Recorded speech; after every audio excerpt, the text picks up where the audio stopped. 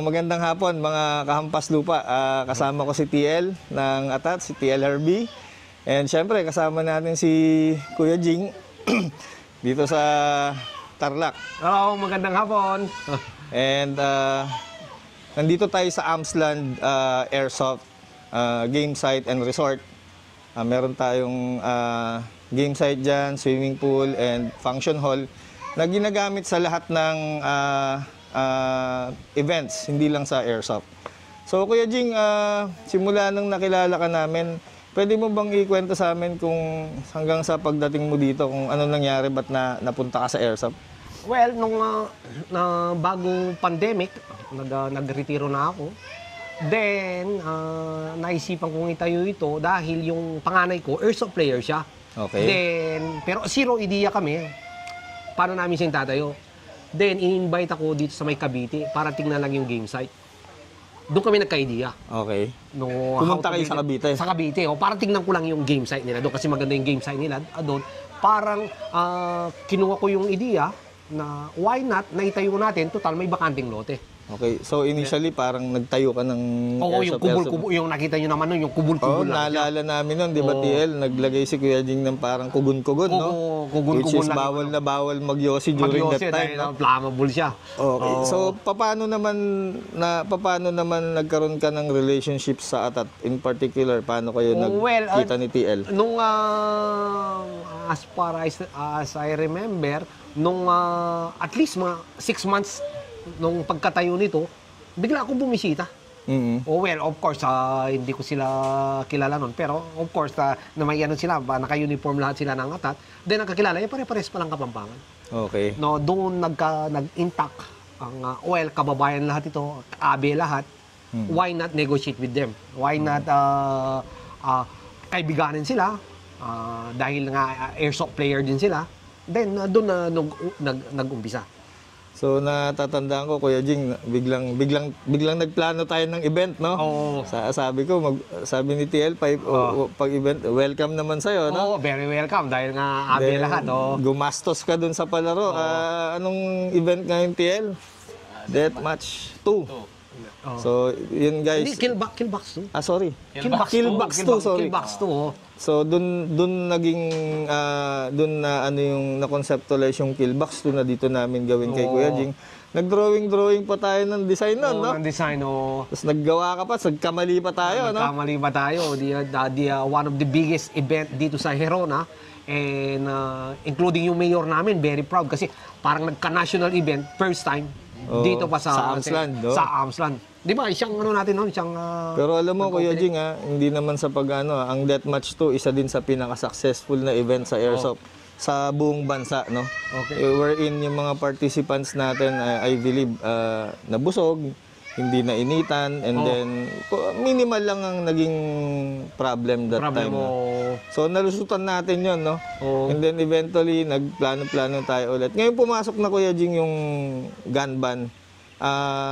Paano mo ba i-invest yung time mo na from gun ban to malif yung gun ban? Paano ba natin pagpe-prepare yung ano? Ano ba niluluto natin? One of my job as owner ng Amstrad is to keep improving. Okay. Ano ang dapat ma-improve? Then I need to listen sa inyo, sa mga ibang players, kung ano pa yung pwede nating gawin sa loob ng field para lalo siyang gaganda. So that kapag nag-planning tayo, then magiging at least, hindi man siya perfect, pero malapit siya sa perfect. Na lahat is masisiyahan. So kanina guys, inikot namin yung efforts ni Kuya Jing, no? Naglagay siya ng barrier na long span, pinakita niya sa amin yung tulay ni Marwan, yung sapa, yung mga killbox, no? Punong-puno ng barrier, no? Sumakyat pa kami sa taas, may electric fan, merong sound system doon, naka-ready na in place, hindi na inaalis, no? Actually, sir, ay yung natin doon? Yung killbox natin, inspired by ATAT.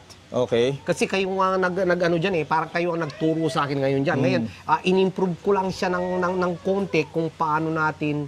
Paano mo naisip? O kung paano natin siya i-build na in the sense na pwede natin siyang rearrange within a minute. Okay. Nakita mo naman yung mga paleta, ginastosan talaga na handy lahat sila, within a minute, mababago natin siya. Okay. Yun ang nakita ko kasi na wala sa ibang field kasi lahat pare-parehas yung mga ano nila. Dito is you can set your own defensive camp. Yun ang dadagdagan ko pa yung mga yun. So Kuya Jing, in preparation for lifting na the gun ban hopefully by June, By June, makakaasa bang Airsoft community sa'yo na meron tayong niluluto? Ano ba sa tingin mo? Si TL, merong sinasabi sa'yo si kanina. TL, TL, ano nga yan? First, Pang speedball, no? Operation Operation. Fishball. So, guys, meron nababanggit-banggit si TL na medyo high-level planning pa lang natin. Meron kasi kaming aspiration, ito, based on passion na lang sa Airsoft, na meron kaming pinag-uusapan nila Kuya Jing kanina. And then, Kuya Jing, bigyan mo nga sila ng preview. Ano ba yung pinag-uusapan natin? parang sa 44 ba yun? Sa 40. Mamasapan. Paghahalu-haluin na natin at saka yung gustong TL na may mga sumasayaw na wala daw alam si TL. Ayun sir, guys, combination siya ng Milsim, combination siya ng speedball, combination CQB, ng CQB.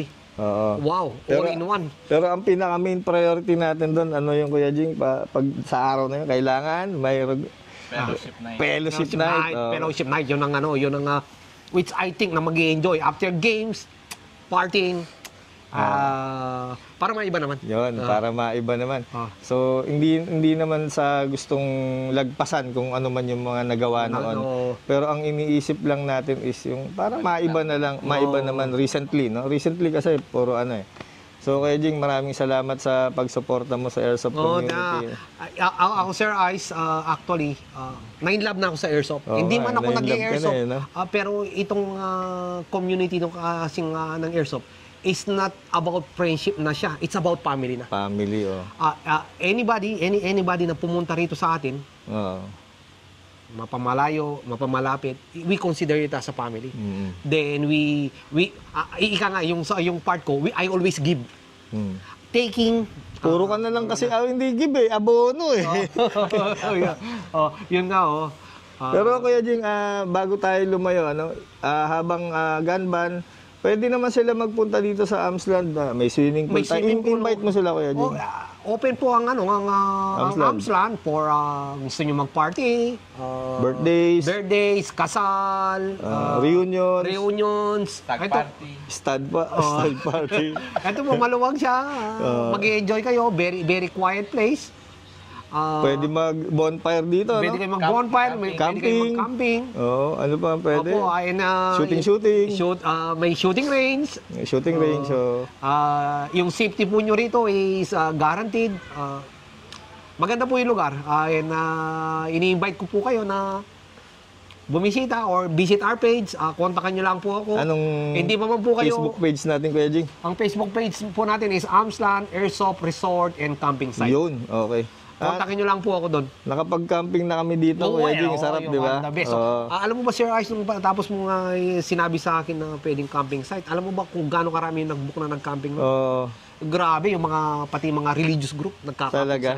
Pati mga political parties dito nagmi-meeting, di ba? Kaya si Kuya Jing talaga, napaka-neutral niya, basta lang, go with the flow lang siya. Go with the flow. Thank you. And then, so how do we end this, Kuya Jing? So anong aasahan natin? Pag nalip yung gun ban, meron ba kaming surprise sa'yo? Ako magsasabi surprise. Abangan nyo lang po yung page ni Sir Ice, yung Lakwat Zero nga Paslupa. Salamat. Doon namin po ipopost ang invitation. Yun.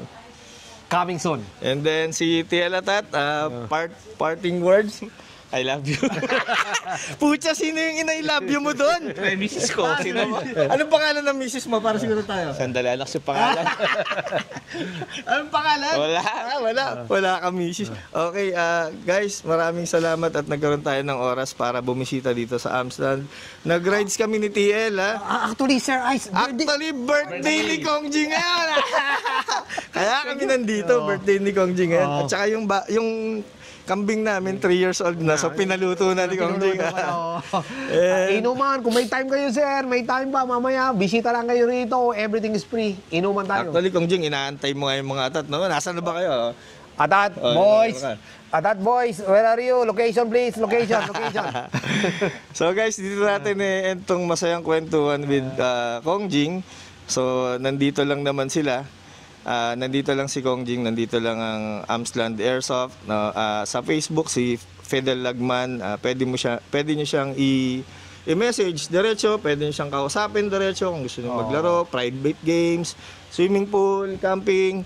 Andito lang ang Amsland Airsoft and Resort, campsite dito sa Hirona, Tarlac. Maraming salamat, Kong Jing. Happy birthday! Thank you. Happy birthday! Thank you, Watat. Thank you. At ito si Ice para sa Lakwacherong Hampas Lupa, Airsoft lang! Woo!